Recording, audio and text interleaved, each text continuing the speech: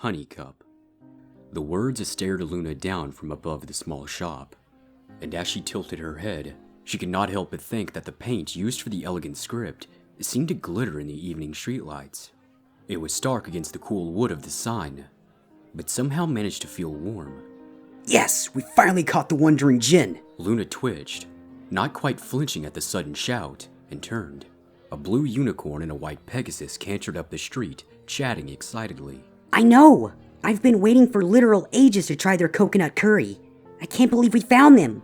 The pegasus exclaimed, clapping her hooves together in delight. And I hear the mango's really good. The rest of the pony's words were swallowed by the crowd as the two new arrivals joined the growing throng of ponies strewn about across the cobblestone street. The crowd was cheerful, but loud.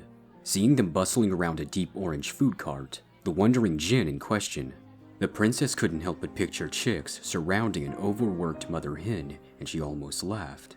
With a soft smile, Luna instead breathed in deeply. The spices wafting over the evening breeze reminded the princess of her trip to Saddle Arabia when she was a filly, but the energy of the crowd pulled her up short. It would be nice, but no. Instead, she turned back to the shop she had been considering. Honey Cup winked down at her once again, and after less than a moment of further deliberation, Luna pushed the door open with her magic. Novelle marked her entry, but the pure peace that encompassed the princess's entire being as she crossed the threshold signaled her arrival in a way that no bell ever could. Shelves upon shelves of tea towered to the right of the door, packed with no particular rhyme or reason, and somehow defying gravity to stay in their rows. An elegant brown unicorn glanced up from behind the counter and cast a smile in Luna's direction. Good evening. I don't believe I've had the pleasure of serving you before, Miss... It is low. Luna stuttered. The barista paused, considering the dark-furred mare before her. The crescent moon adorning the princess's flank remained, as did her deep blue coloring, but her wings and the darker dappling of her coat were gone. Luna had also taken great care to de-etherealize her mane, casting a mantle of magic over the strands to render them a deep, cool, curly gray that she had swept into an updo popular a millennia ago in the Crystal Empire. After a few beats of silence, the barista smiled. A fitting name for a fitting mare, she said, a twinkle in her malachite eyes.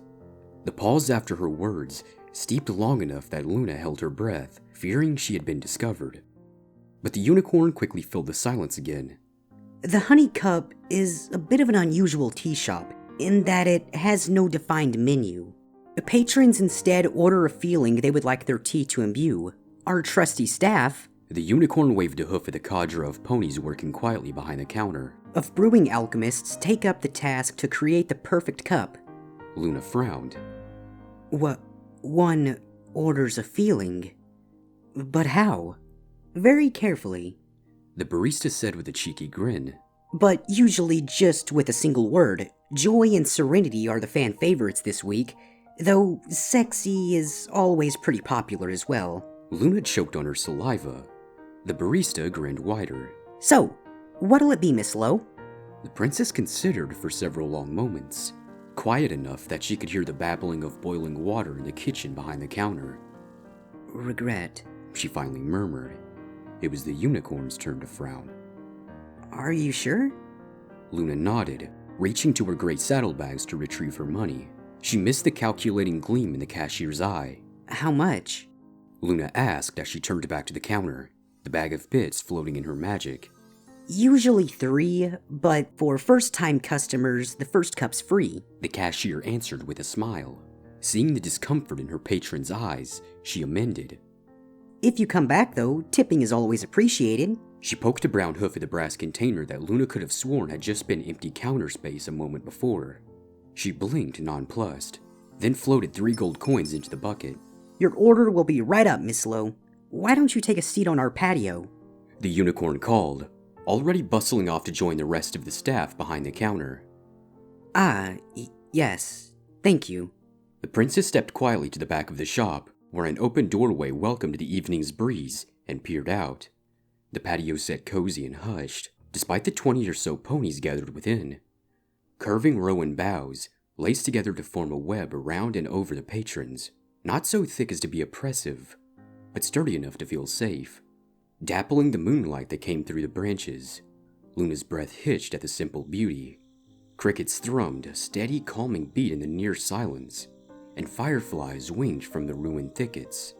If stepping into the shop had soothed her soul, stepping out onto the patio had embraced it. She blinked her suddenly overbright eyes and moved quickly to the single empty round table. Her flank had barely touched her seat before a teacup was delivered in front of her. "Your tea, madam?" The cashier from earlier said with a wink and a bow, beating a hasty retreat back through the back door. Oh. Luna looked down at her tea. A pale moon glittered on the dark surface. She glanced up. The position shouldn't be that high yet. But no. When the alicorn looked back, the moon in her cup had vanished, leaving only dark tea in its place. Her brow furrowed. What strange alchemy indeed. She muttered before taking a sip. Flavors of warmth burst across her tongue in a way that no tea ever had.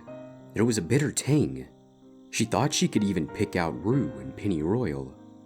But the overall flavor was too smooth to be dissected into individual flavors. As warmth filled her stomach, she thought of her sister, of the mares who had freed her from her prison, of the scent of dew in a moonlit field as a filly runs past, crickets chirping and stars glittering above, echoes of laughter in the warm evening dark, and it tasted like a hug. It tasted like home. And she knew. Before she realized it, Luna had downed the entire cup, and the warmth was fading from her gut. Though, strangely, not from her soul.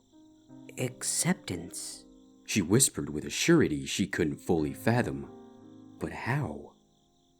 Pale green magic encompassed her empty teacup, and Luna gasped. The brown unicorn barista had returned and smiled down at her patron. Sometimes we only accept what we deserve, and sometimes we deserve more than what we think we need, she answered before quickly turning away. Luna stared after the retreating mare. Perhaps she was right. Perhaps. She closed her eyes, reveling in the glooming warmth of her night, and not once realizing she had never actually asked her question.